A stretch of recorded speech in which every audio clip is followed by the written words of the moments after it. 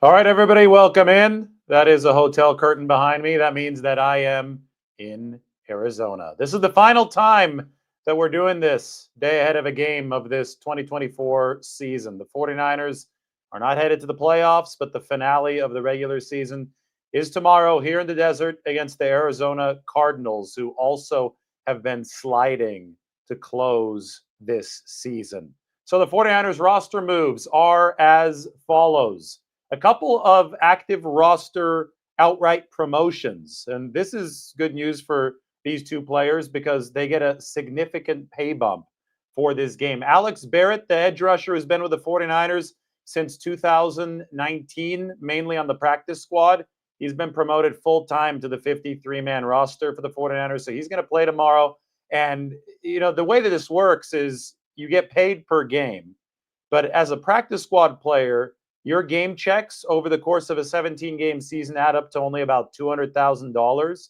As a 53-man roster player, especially as a guy who's been around for a few years, the veteran minimum adds up to about $1 million. So it's about a 5x pay increase. Alex Barrett's going to get that 5x pay increase for this paycheck since he's been promoted to the 53-man roster. He's been an important guy to the 49ers operation that hasn't gotten the press, the recognition that other players get. But football, being the ultimate team sport, requires a team effort, not just from the guys on Sundays, but for the guys from Wednesdays through Fridays of the week at practice.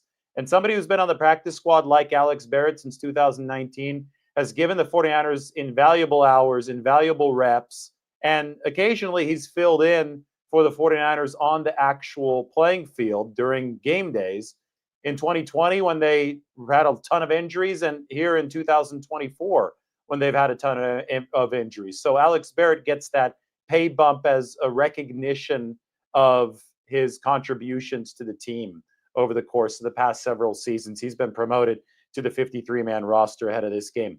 Also, Deshaun White, linebacker, 49ers little thin at the linebacker position because they did move Demetrius Flanagan-Foles to injured reserve alongside the offensive lineman Spencer Burford. So Deshaun White, who's been with the team on the practice squad over the course of this season, he's going to be on the 53-man roster for this final game. A couple of temporary elevations for the 49ers. Now, these are not full-time 53-man promotions. They're just temporary elevations for the weekend. They belong to Drake Nugent, the rookie center, second straight week that he has been elevated to be the backup behind Jake Brendel, and Trent Taylor, the veteran wide receiver, year 8 in the NFL for Trent Taylor. Because Deebo Samuel is not playing, he's been called up from the practice squad temporarily for this game to fill in at receiver. So Alex Barrett, Deshaun White, full-time promotions for this final game. Drake Nugent, Trent Taylor are temporary activations for this final game, and the roster space open for Barrett and White by the injured reserve placements of Spencer Burford and Demetrius Flanagan-Foles. If you want this illustrated, this is how we always do it. So for the last time this season, we can show you the 49ers 53-man roster plus 16-man practice squad. As you can see, we have to make this a little bit bigger for you. There you go.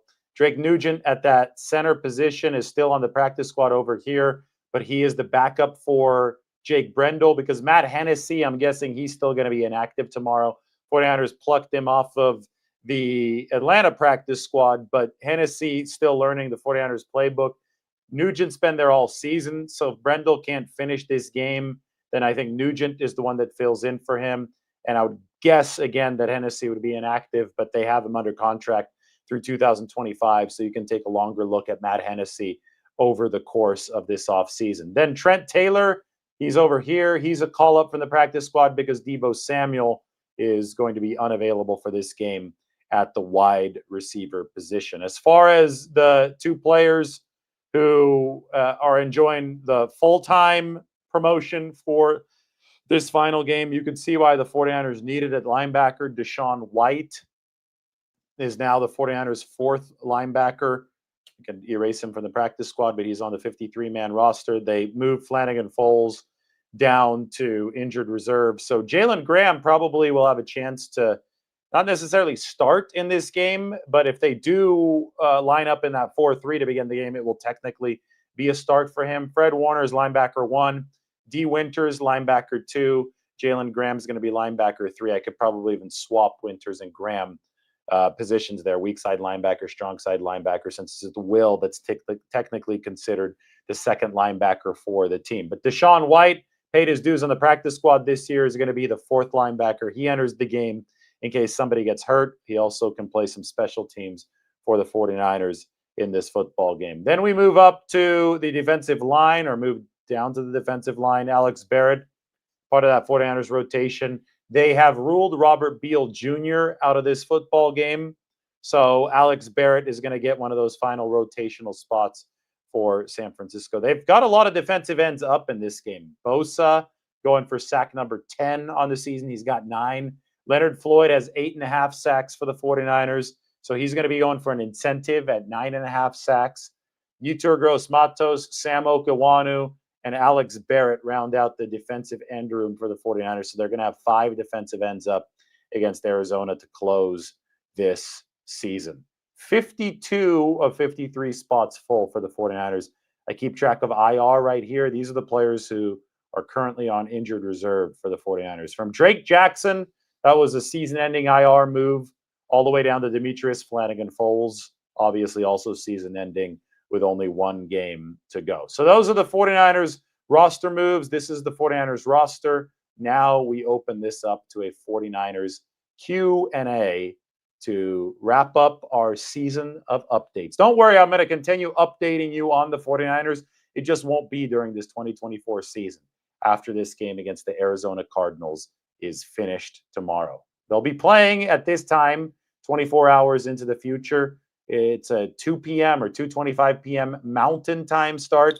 Those of you who flew down to Arizona or driving to Arizona for this game, notice that your clock sprung ahead 1 hour. That means in the winter time, when it's not daylight savings, you do lose that hour when you fly to Arizona. Not in the summer, but they're just perpetual observers of daylight savings here, which is nice because it stays light a little bit longer. Hopefully the whole country follows suit. You don't have to deal with the depression of it getting dark at 4:45 or 5 p.m. in Arizona, thanks to their embrace of daylight savings time year round. Anyway, I'm here for 49ers Q&A, so let's go.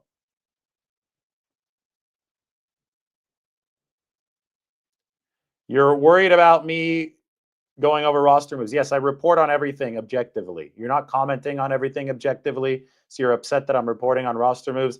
Hey, guys care on this team, right? Players like Alex Barrett, he gets a nice promotion. I'm going to report on that because he's been helping the 49ers since 2019. If you are personally offended by the fact that I'm objectively reporting a roster move, you can go watch other channels. You don't have to be commenting on this one.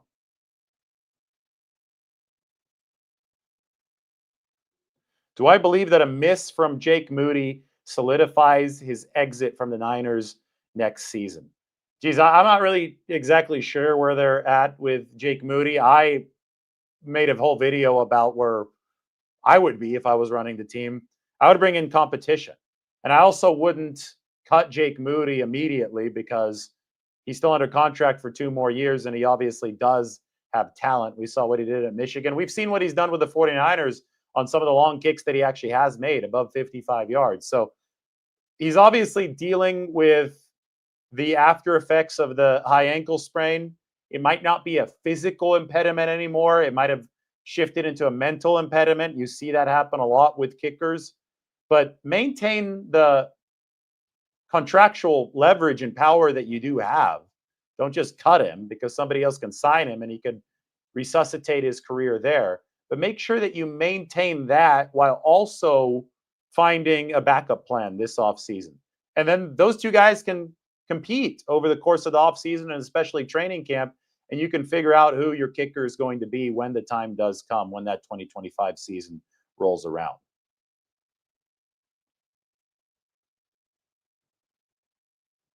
Post your questions. What position do the 49ers go for in the first round of the draft? Even the 49ers don't know at this point. Tomorrow, if they win, then they're going to drop to pick number 14 in the 2025 draft. If they lose, pick number 11. So there's a 3-pick range for San Francisco, dependent on the outcome of this game against the Cardinals.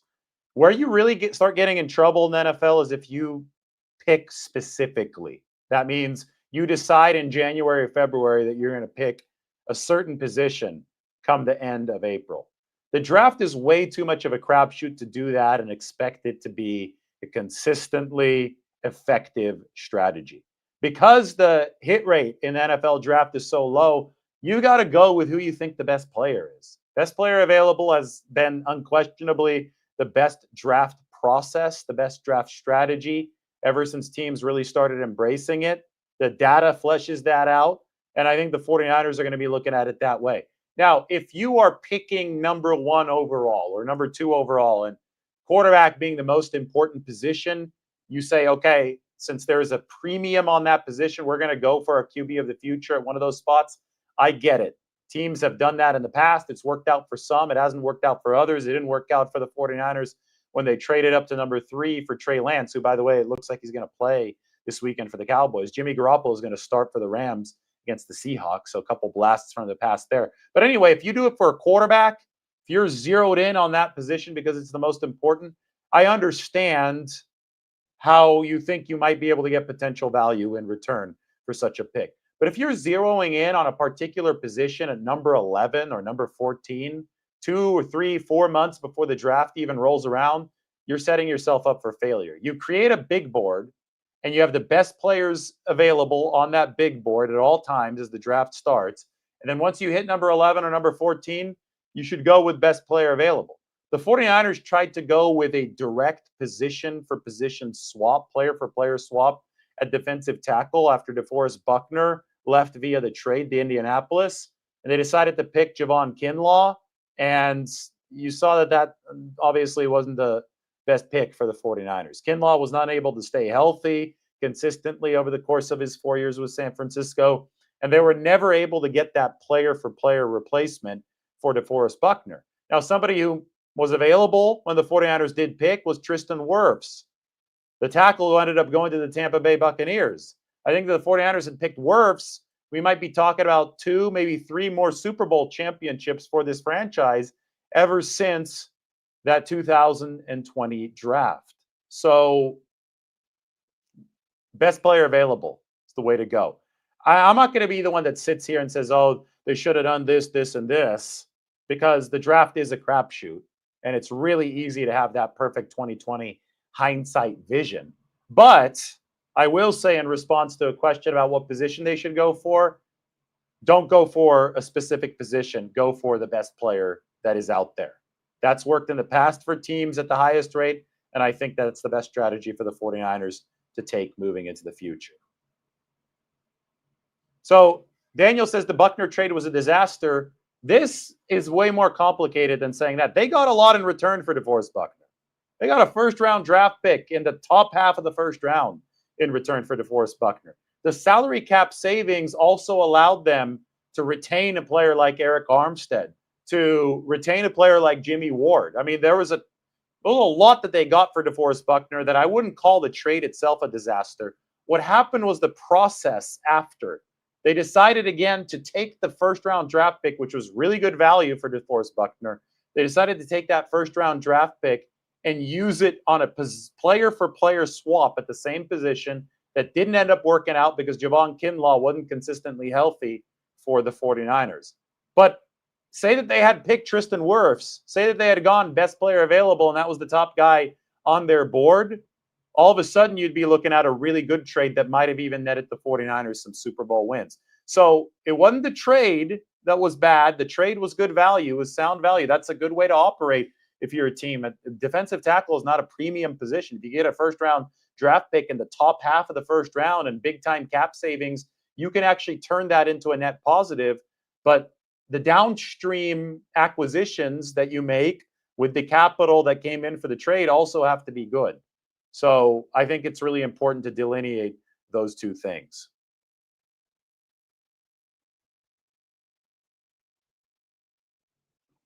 You could say this: But you could also say they should have drafted Tristan Wirfs with who here, put it this way. Would the 49ers have won Super Bowls in the years after with DeForest Buckner still on the team? You could go ahead and argue about that. I would say in 2022, let's go back here. First, let's go back to 2021. So no DeForest Buckner on the team in 2021, right? We could debate this. Let's logically take this to the final place that we can take it without reaching the cliff of, well, we'll reach the cliff of no information, but we won't jump off of it. So say 2021, DeForest Buckner was on the roster. 49ers had a top 5 offense in 2021. 49ers defense dropped to, well, the run defense was good. The run defense was number 1 in the season after they moved Armstead inside. But the cornerback position was terrible in 2021. So the pass defense, I think, ranked number 21 in EPA per play. They ultimately lost in the NFC Championship to the Rams when they couldn't cover Cooper Kupp and Odell Beckham down the stretch. So cornerback, the Achilles heel of the 49ers, came back to bite them that year. So did fatigue. So did the fact that it was Mike McGlinchey first at right tackle, but then he got hurt. And it went down to Tom Compton at right tackle, so they couldn't pass protect against the Rams. I think DeForest Buckner on the 2021 team does not tangibly improve the 49ers' prospects of winning the Super Bowl. However, I would say that a slightly better offensive line, especially since they had all those injuries, since Tom Compton was starting at right tackle to enter that season, I think a better right tackle situation for the 49ers arguably pushes them to the Super Bowl and beyond. And by that, I mean holding the Lombardi Trophy. So I think that just looking at that in its simplest terms, tackle, higher value position than defensive tackle. 2022, Brock Purdy blew up his elbow that year. Pressure came off the right side. Tight end blocking, but it was the right side of the offensive line. Would it have been nice to have Tristan Wirfs in 2022? Absolutely. I will acknowledge that in 2022, the 49ers were weak at defensive tackle. So would it have been nice to have DeForest Buckner? Yes. But when it comes to the hairline difference, that very, very narrow sliver of a difference between the 49ers winning the Super Bowl and the 49ers seeing their hopes and dreams go up in flames in the city of Philadelphia, I think that they were missing that piece on the O-line a little bit more. 2023, below average offensive line for the 49ers. Brock Purdy still puts up an MVP caliber season. Could they have used a little bit more up front? When I watched the Super Bowl and I saw 9 pressures come in unblocked from the Kansas City Chiefs, including some errors on the right side of the offensive line, yes, I think they could have used somebody like Tristan Wirfs. So anyway, long story short, you talk about they should have kept Buckner. Well, they could have gotten Tristan Wirfs. So you could also say they should have gotten Tristan Wirfs. It shoulda, coulda, woulda at this point. But again, it's never as simple, absolutely never as simple as they should have kept this defensive tackle. It's every man in the NFL has his price. And you can recoup capital for any star player in the NFL. The question is, how much capital can you recoup and where can you turn around and strengthen the roster? And I think over the past few years, we see in retrospect the 49ers could have strengthened the offensive line, not only with the Buckner capital, but also with the capital that they instead spent for Trey Lance in 2021. And I think that's one of the things that has most severely hurt this team out of the missed opportunities. They've done a ton of stuff right. The talent acquisition's been on point, especially in the later rounds for this team, but they also have whiffed at some opportunities to continue to stockpile even more talent. And I think the 2020 pick and the 2021 picks that went to Trey Lance are the best examples of those missed opportunities.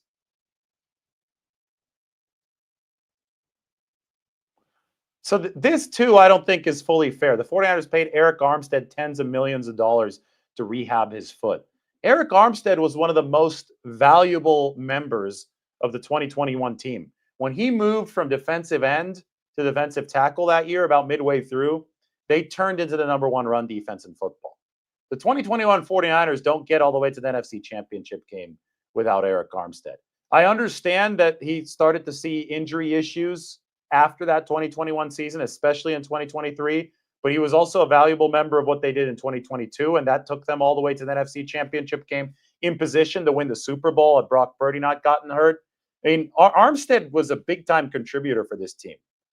Once the injuries and the availability became something that was too big to ignore, too frequent to ignore, and that was the 2024 offseason after he played, only 6 games? I think Eric played only 6 in 2023.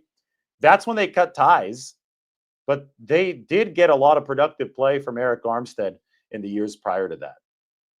Yes, he also recovered that massive fumble in the NFC Championship game against the Detroit Lions. And I wouldn't pin that Super Bowl loss on Eric Armstead. There was a lot that went wrong in that Super Bowl loss. And, we can't just go and say because something outside of Eric Armstead's control happened to cause the 49ers to lose, when you would have said it was well worth it for him to be on the team had they won that game. You can't just say, oh, well, it wasn't worth it for him to be on the team anymore if the factor that led to the defeat was completely out of his control. You take swings in football. You make investments in football. Sometimes they yield the ultimate reward. Sometimes they don't. Unfortunately for the 49ers, the Armstead investment yielded a lot of good defensive play and some big moments like the recovered fumble in the NFC Championship game, but due to factors outside of his control, did not yield that ultimate victory in the Super Bowl. Niners could have sure used DJ Jones and Azeez Al-Shire. They certainly could have. Unfortunately for them, those are 2 players that left in free agency for a lot of money. That ultimately it's a hard-capped league, and you've got to make financial decisions. DeForest Buckner was a financial decision. Again, they were able to keep players they otherwise wouldn't have kept because they did trade DeForest Buckner. The DJ Jones and Azeez Al-Shire, same kind of thing for the 49ers, weren't able to keep all the players that made some of those defenses from 2019 to 2021 so deep. DJ's last year was in 21. Ricardo is worried the 49ers are going to lose Greenlaw. Well, Greenlaw, it's interesting to me because of the fact that he only played really 1 half plus 4 plays against Miami, so a half against the Rams before that game against the Dolphins, where he was feeling the discomfort, so he exited the game. Greenlaw is somebody who may not command a massive contract on the open market. He's going to have to prove that he's healthy again. I mean, he proved that he's got explosiveness, and that was really, really notable coming out of that game against the Rams. But again, he was only able to last a half, and then he only lasted 4 plays against Miami. This might be a 1-year prove-it deal, and if Greenlaw is faced with that option, he's probably going to want to sign the prove-it deal to play next to Fred Warner in a system that's familiar to him. And the 49ers might be able to get a good price on Dre Greenlaw. So we'll see. A lot of people wanting Dre Greenlaw to come back. Not surprised by that sentiment in the comment section. Can the 49ers afford 2 high-priced linebackers? Again, maybe not, but is Greenlaw going to be a high-priced linebacker this offseason? He hadn't played more than a half plus since last season. Like we're talking the 2023 season. As Tanya says, Greenlaw is the fire of the 49ers defense. I mean, I think he's really important. And I think at a prove-it rate or something a little bit above that, it's a no-brainer for the 49ers. I just don't know who's going to swoop in. Greenlaw might have a market. All it takes is another team to be willing to pay him quite a bit of money for the 49ers to have to make a really, really tough decision.